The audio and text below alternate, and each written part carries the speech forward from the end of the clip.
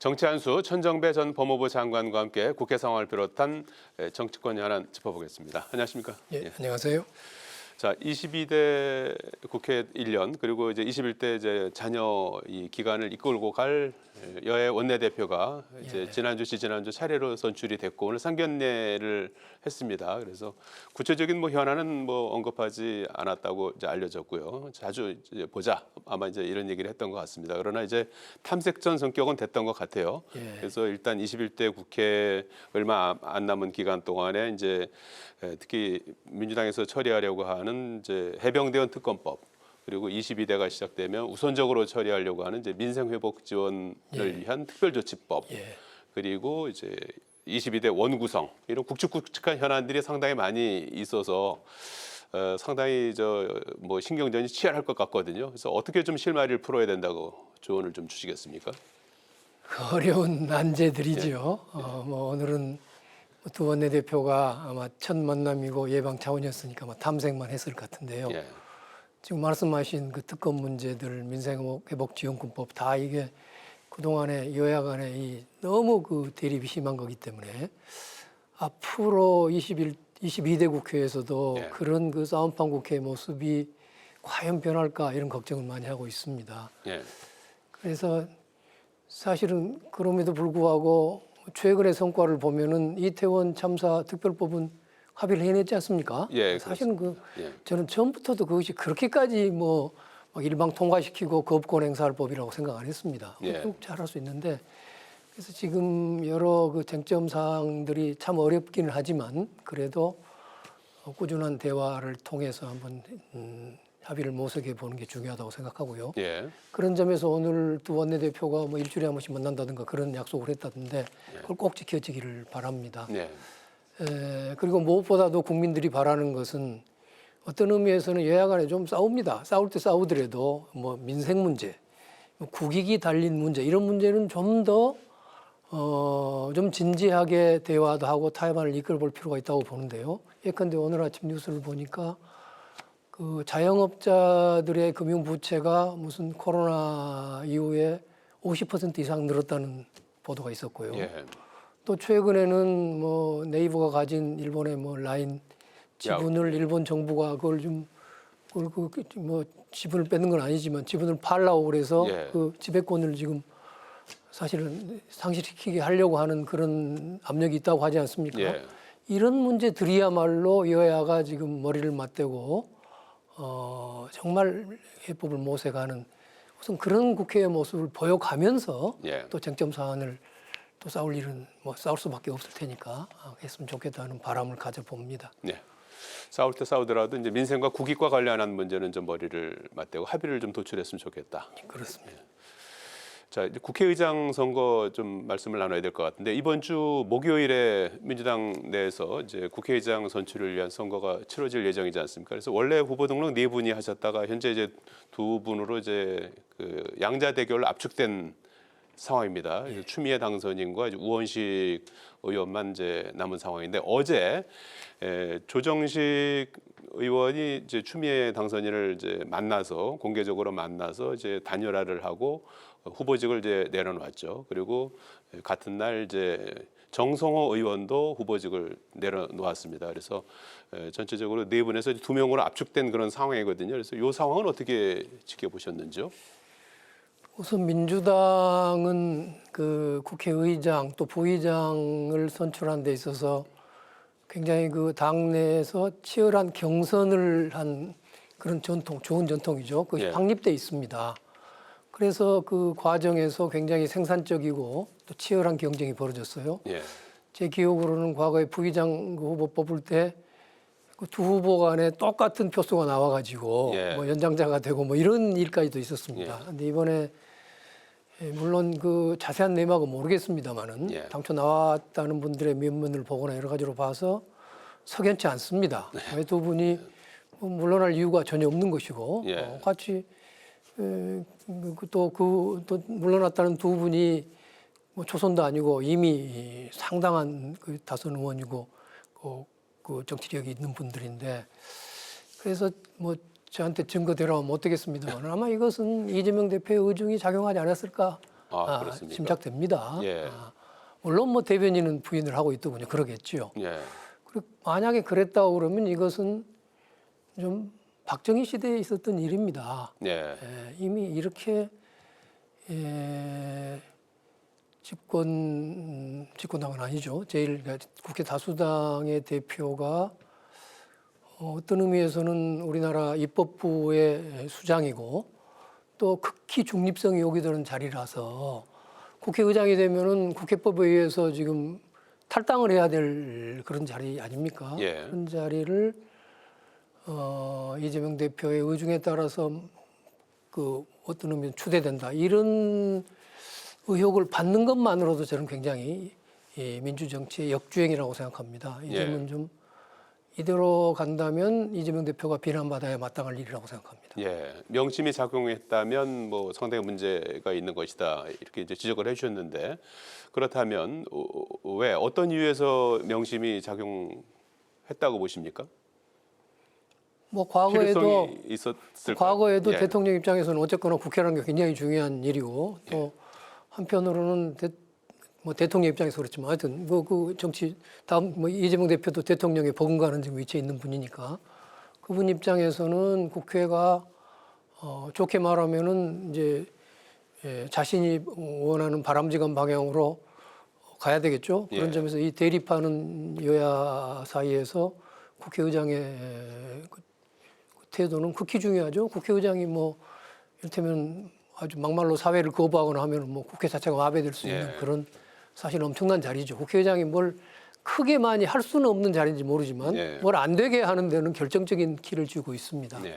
그래서 그런 임무를 아무래도 자신의 뜻에 맞는 인물로 하고 싶은 것은 아마 권력을 가진 이재명 대표의 뭐 자연스러운 생각이겠습니다만은 그러나 어쨌든 민주정치나 국가의 위신을 생각할 때 좀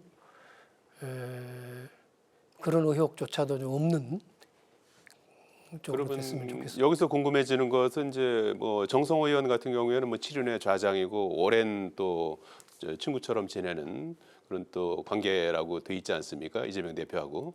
그리고 이제 조정식 의원 같은 경우에는 사무총장 오래 하고 하시면서 또 이재명 대표의 또 복심을 누구보다 잘 아는 그런 친분 관계라고 할 수가 있는데 그 두 분보다도 이제 추미애 당선인과 더 이렇게 친밀도가 있다 이렇게 봐야 되는 건가요? 아니, 저도 겪어봐서 다들 아는 분들이라 너무 잘 아시니까 말씀드리기가 좀 조심스럽습니다만은 어떤 의미에서는 그 뭐 좀 객관적으로 평가해 본다면 지금 물러난 조정식, 정성호 의원들은 상대적으로 굉장히 뭐 합리적인 분들인 것 같고요. 그분들은 아마 국회를 더 중립적으로 이끌려고 뭐 제가 보기에는 그럴 것 같고 이제 추미애 이제 의원 당선자인 경우에는 좀 더 좀 뭐랄까요 그 강경한 분이죠.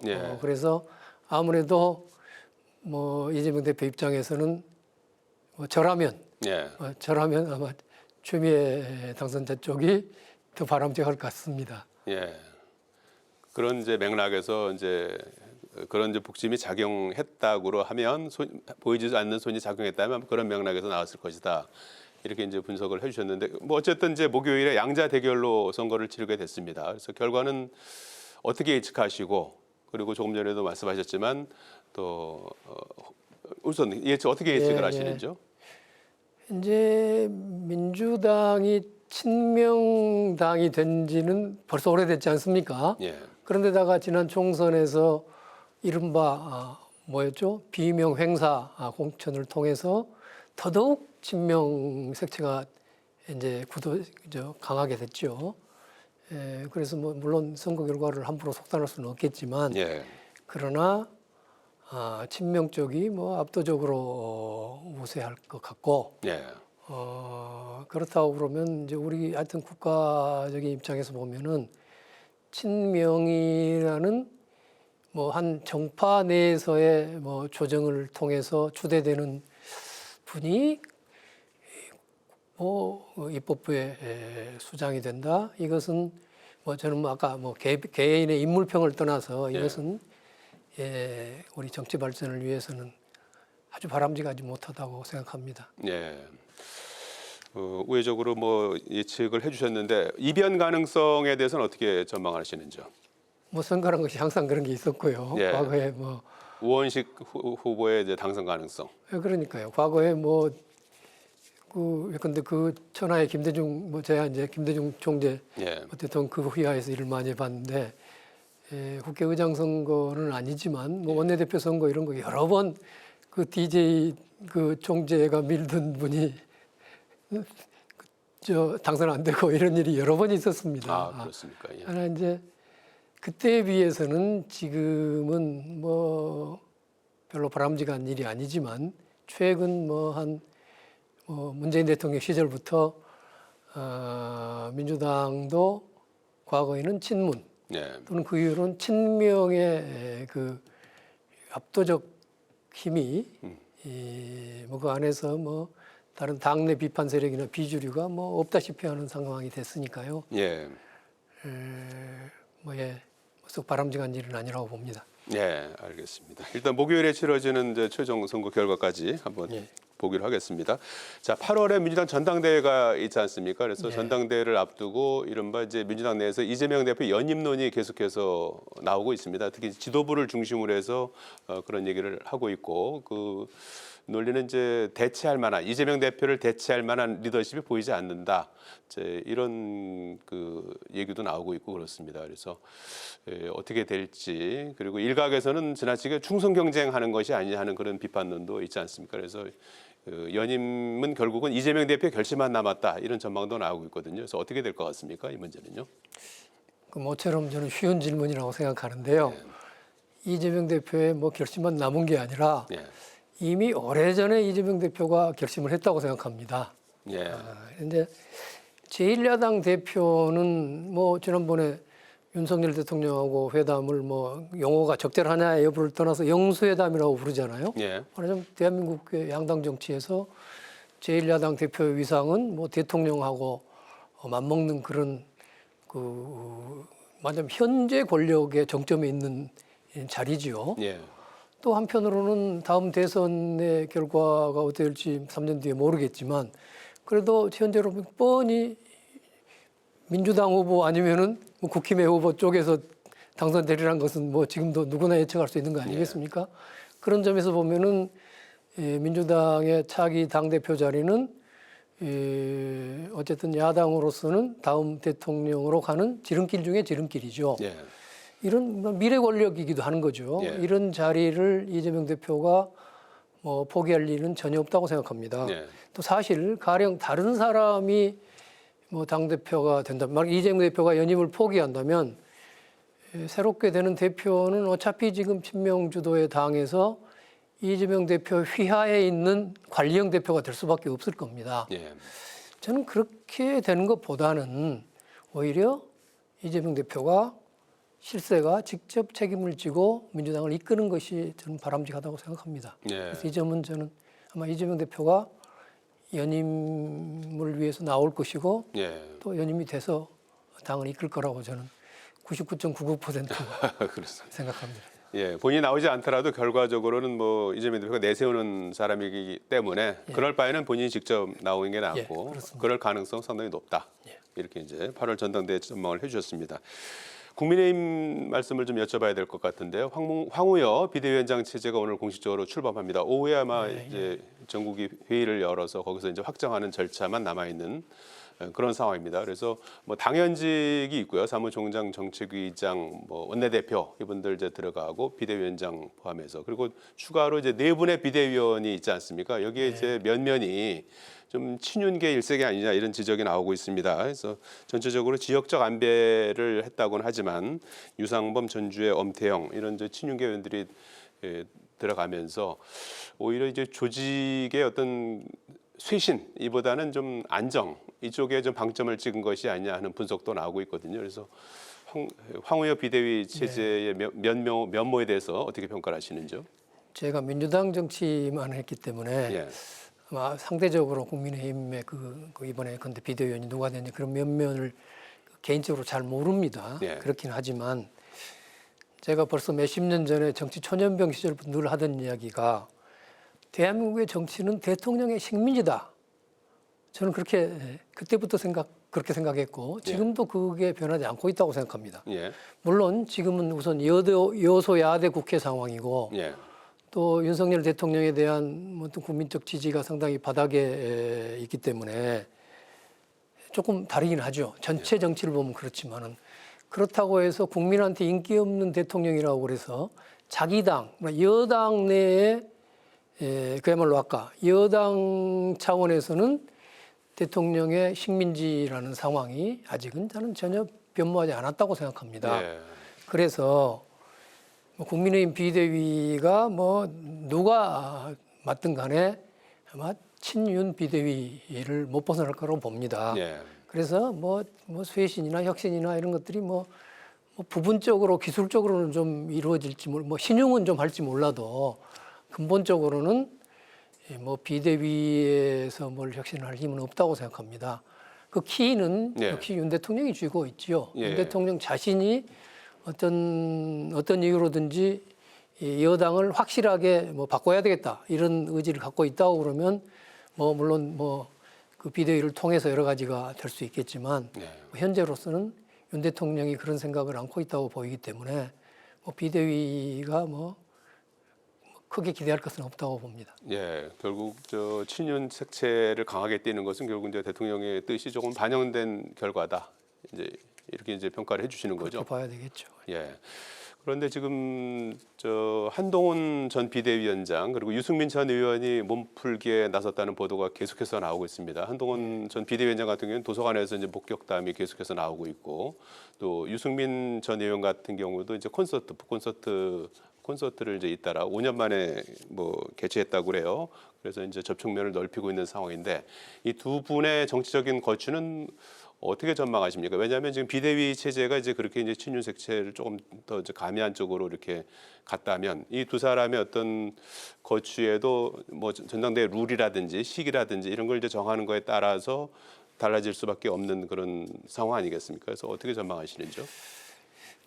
아까 제가 지금 야당의 대표는 다음 대선으로 가는 지름길에 있는 분이라고 말씀드렸지 않습니까? 예. 거꾸로 여당의 대표는 정반대라고 생각합니다. 예. 그러니까 여당의 대표는 어떤 의미에서는 다음 대선으로 가는 길에 관한 한 저는 독배를 든 것이라고 생각합니다. 아, 오히려 독배다. 예, 왜냐하면은 이제 대통령의 위세가 워낙 크기 때문에 그 위세에 눌려서 그 자기 정치 공간을 확보하기가 매우 어렵습니다. 예. 그러니까 공간은 없이 그저 관리형 대표가 될 수밖에 없을 것이고 아니면은 대통령하고 맞설 수밖에 없는데 예. 대통령 맞서 가지고서는 아마 그 안에서 다음 대선 후보가 되기는 아마 쉽지 않은 것 같단 말이에요. 예. 그래서 다시 이제 그런 전제에서 돌아가면은 한동훈 전 위원장이나 유승민 전 의원이 다음 대선을 지금 염두에 두고 야망을 가지고 있다고 우리는 알고 있는데요. 예. 그렇다고 그러면 당대표에 나가지 않을 거로 생각합니다. 아, 오히려 나가지 않을 물론 거시나요? 예. 나갈 수도 있겠지만 그 실책이라고 봅니다. 과거에도 그런 애들이 있지 않습니까? 예. 집권당의 대표는요, 조용히 과거에 이때면 그냥 대통령 밑에서 조용히 지내야 할 정치인이고요. 예. 야당의 대표는 다음 대권으로 가는 날개를 단 존재이기 때문에 저 같으면은 다음 대선을 생각한다면 집권당 대표는 안 나간다고 생각합니다. 아, 그런 나가지 않는 길을 선택할 것이다. 이렇게 이제 예상을 해주셨는데 현실화될지 어떨지는 좀 이제 진행 상황을 앞으로 한번 좀 같이 봐야 될 것 같은데 두 사람의 입장차가 또 조금 다를 것 같기도 하기도 말이죠. 이제 성향의 차이가 있을 수 있겠죠. 예. 또 이제 상대적으로 보면은 한동훈 전 위원장은 좀 정치 초년병이기 때문에 모르겠어요. 저와 같은 노련한 판단을 못할지도 모르죠. 예. 그러니까 그런 판단들을 이제 종합적으로 이제 고민하고 있는 시간이다. 이제 이렇게 이해하면 되겠군요. 예. 오늘 말씀 여기까지 듣겠습니다. 고맙습니다. 예, 감사합니다.